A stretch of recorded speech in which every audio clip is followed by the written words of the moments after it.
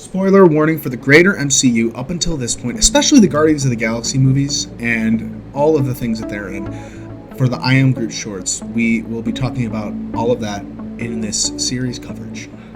Welcome back to Marvel Maniac and MCU After Show. This is your host, Eric Cicada, aka Mr. Honest. I am here today to talk to you about the final episode of the mini-series, I Am Groot. And the final episode of this series, and there's not a specific order laid out, but if you go to Disney Plus and go to the section for I Am Groot, there is an order they have laid out, and that is the order that I covered these in. And I really think Marvel was going for something different here, and leaning in a different direction, and trying to step away from their usual formula for a Marvel series. And I really like what they did with I Am Groot. So without further ado, let's step into the final episode, Magnum Opus, where Groot finds himself a creator. He is a creative tree. Each of these episodes has a small theme to accompany the small character, and while I don't believe I pointed or tried to analyze each one in every episode, I think this one is just that we are who we are, as Groot tends to remind us often of who he is. Back aboard the Ravager's ship in this episode, Groot shuffles along a corridor, lugging a backpack twice his size.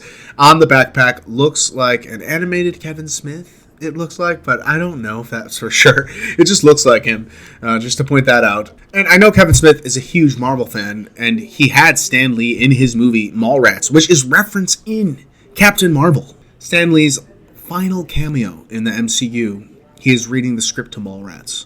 So, really nice homage to Kevin Smith already in the MCU, so I wouldn't be surprised if they did another homage to him here. And also, wouldn't be surprised if we see some Kevin Smith collaboration in the MCU at some point, after seeing some nods to him already like this, some big nods to him. Kevin Smith is really known for his character work and the collaboration of character work, so I can't imagine how good a Kevin Smith movie in the Marvel Cinematic Universe would turn out. I'm all for that. I was under the assumption that Stan Lee was an Eternal. Why can't he be here forever with us, making cameos and just being with us forever? Anyway, back to the beginning of this episode. There's also Pac-Man on the backpack, so a lot of nice references. So yeah, Groot is hauling this backpack twice his size, and you can get it if you really want. By Jimmy Cliff is playing throughout this whole short, and it is the most Guardians of the Galaxy song of all time. You can get it if you really want. It's a song that gets stuck in your head very easily, and it's been in mine. I don't know about yours. Later, Groot takes an Elf comic book from the inside and rips off the front and back pages. Elf is Marvel, so this is a Marvel canon comic within the MCU. So does Elf exist in the MCU, like the TV show Elf? Is there what I will coin here an MCU, a Marvel Cinematic Universe's cinematic universe, in which the characters of the Marvel Cinematic Universe have a cinematic universe of their own heroes and characters? And what a mind F. What a mind F. And kind of awesome in its own right. We know DC exists in the MCU because Superman is referenced in Eternals. So there's that. So, I mean, hey, anything's possible. Elsewhere, a familiar raccoon tail hangs off the side of a bed. Groot dances towards it with a pair of scissors. The tail swishes involuntarily, swatting Groot. If there's any movie franchise being referenced in this episode, it's Mission Impossible. Still, Groot gets away with snipping off some of Rocket's hair from his tail. Just enough for his project. In another part of the ship, Groot pulls a circuit board from a computer, nonchalantly just ripping the ship apart. NBD. Now, in a bathroom, Groot sees a muscular figure taking a shower. Second appearance of this space toilet from the previous Ravager ship episode. This is the most famous toilet in all of the greater space Marvel Cinematic Universe as of right now. Groot sneaks in. He hangs upside down, Mission Impossible style, by his extended legs and grabs a worn bar of neon purple soap. The soap slips from his hands and lands on the shower floor, and Groot jumps on top of it, riding it like a surfboard across the wet floor. So in this one shot, he zooms past us across the hallway, riding the soap surfboard. He goes, whee! And then in that same hallway, he comes back, his arms loaded with various items. Groot stumbles into the room, dropping something along the way. He will do anything to finish his creation. He lays down all his finds on the table in front of him and smooths out the comic book cover. Groot cracks his knuckles and stretches his neck, preparing for a little bit of work. He gracefully smears the cover with white paint, covering Alf with it. No more Alf. And now he adds a dollop of glue to the raccoon fur and sticks it to the paper. Later, he draws on the paper with the purple soap he found earlier, and he's using it like a giant crayon. It's nearly his exact size, which makes for a tiny bit of a struggle for Groot, but he gets the job done. He's set on getting this done. Now Groot lifts one of Quill's boots above his artwork, using half a pair of glasses as a face shield. He is so clever. How handy is this tree? He ignites the jets on the boot, going to work on his project. This just keeps amping up. And this confused me a little bit that he had Quill's boot, because I had kind of thought in canon that maybe this had taken place, the shorts on the Ravager ship, during the part of Guardians 2, while Groot and Rocket were separated and being held prisoner by the Ravagers. But I believe that this took place after the Ravager funeral, when the Milano had been destroyed. Because clearly, as we see at the end of this short, that the Guardians are here. And this is the Guardians taking residence in this ship. And Groot is destroying the ship. Now Groot places a small bomb on top of the sparkly green circuit board he collected earlier. Sitting in a hallway with noise condenser headphones, he hits the red button and blows the room with the bomb in it. In the aftermath of the explosion, Groot runs around with a piece of paper to collect the green glitter that flutters down through the air.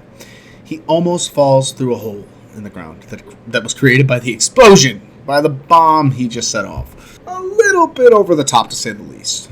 In a drawer, Groot finds a roll of strong gray duct tape, and Groot stretches a piece over the hole in the floor, trying to fix his mess. While covering the hole, Groot starts to nod his head to "You can get it if you really want," and hence embedding the song in my head. I assume this music is playing through the ship. As Groot covers the hole in the floor, Rocket wanders over, scratching the back of his head. Like, what's going on here? Groot, where are you? He says. He realizes the alarms are going off, and he kind of hits a level of shock, and he runs in. And it's really good to see Rocket, isn't it? Groot, are you okay? Groot, are you dead? He shouts. We cut back to Groot innocently over the hole in the ground with the tape.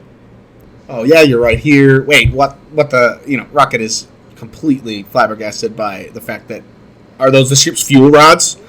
And we didn't even know this. The best line, wait, how did you get the walls wet and on fire? And that's a great question. I'm very concerned that is rocket fuel. It's kind of then that I pieced together that the Guardians are residing here and not the Ravagers.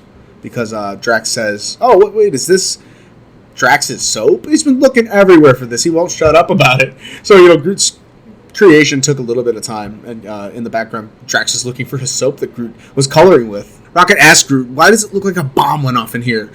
And Groot replies endearingly, I am Groot. I've said that a lot over the course of this podcast myself. No shame. Rocket says a bomb did go off. How did you get it? And he gets cut off by, this adorable look that Groot is giving Rocket, kind of like an ashamed, but I'm sorry look. And he says, hey, don't give me that look. Don't think you're going to get out of this by being cute. Which he does. Because in that exact moment, Groot hands Rocket his creation, and Rocket puts on glasses, which I'm not positive if we see in the movies, but I just love that. He asks Groot, why are you handing me this? What is this, more trash? It better be a written apology. Let's see this. He looks at Groot's art. He says, look how big you are. Oh, this is very nice. And the picture is drawn childishly, but it's adorable. Groot is a full tree in it, and Quill, I will point out, is crying in it. Drax is also on the heavier side.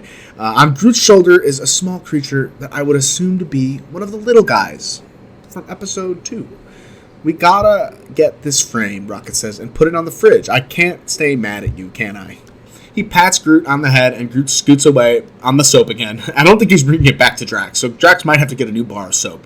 Rocket holds up the picture, and he says, what is that? Is that my tail hair? Another explosion in the distance knocks down Rocket into the hole, but Groot catches him with his extended limbs. Title appears. I am Groot. This might be how/why it came time for them to get a new Milano yet again before Infinity War, and had them riding in style in that movie. Groot's artwork in a post-credit scene floats in space. It shows a large Groot with his branch around the Guardians, his family. I want good Groot forever, and I will not accept this as a foreshadowing of a bad Groot. I will not. However, why did he make Quill cry? Why is Peter Quill crying in his picture? Does he? He's fine. I think maybe he's making fun of Peter Quill in his own right. I think that's kind of funny. But please don't make Groot bad. He's cynical, and he's himself, and I think that's just the point of this episode. Like I said, the moral is we are who we are, and Groot is just that, Groot. So before this episode wraps up, we're going to extend it a little longer and go into our Marvel Studios and read some of the top comments on there and see what the fans are saying. So we are on reddit.com/rmarvelstudios, and they have all 5 episodes being discussed on here. So we are at the top comments, and this one is the 5 minutes later joke where he had built the whole wooden nest, then the subsequent 37 minutes later joke when he was freaking out about it being broken was actually hilarious. That and the plant grew pre-sliced cucumber for his bath. That was actually, yes, hilarious. That was Smarkus Stroman. A reply to that, dang, didn't even catch the cucumber plant. Yeah, that was really funny. I loved how clever this show was. Time Exterminator replied, wooden nest gets destroyed. Option A, calm down and rebuild another one, or just move on. Option B, scream insistently for 37 minutes. Option B. Shauna Kitty Cat said, a very simple series, but I liked it. Good animation, cute, nice cameo from Rocket. All I really expected out of it. Same here, Shauna. I didn't expect this to be like a Guardians of the Galaxy movie. I expected it to be kind of a series of shorts starring Groot. And whatever that entailed, I was in for. Valar Pizza Eris says, Rocket asking Groot, how did you get the walls wet and on fire is some of the funniest parenting in the MCU, lol. I agree. That was one of my favorite lines. C. Beckel 3618 says, I love while adult Groot was an all-loving, nice dude, baby Groot is a whole menace. I love that. Magic Pez replies, I blame the parents. Yeah. I don't know OG Groot's upbringing, but he definitely has a different family this time around, and that's influencing his personality and attitude. Dusty DGAF says, little guy is about him being a god, them fighting a god, him providing, them celebrating, him smiting them and leaving, them being fine without him. Good shit. Yeah, I love that they're fine without him and they survived. I believe all of them made it, and happy ending there. Unlike the squirrel with the fancy hairdo, unfortunately. So if you're not already, get yourself over to reddit.com/rmarvelstudios and get yourself on those post-episode discussions. They are fantastic, and you can go there right after movies come out and series get released, and they have those up right away. I've been on there since maybe the original Guardians of the Galaxy, if not earlier. It's been a pleasure covering these 5 animated shorts of I Am Groot.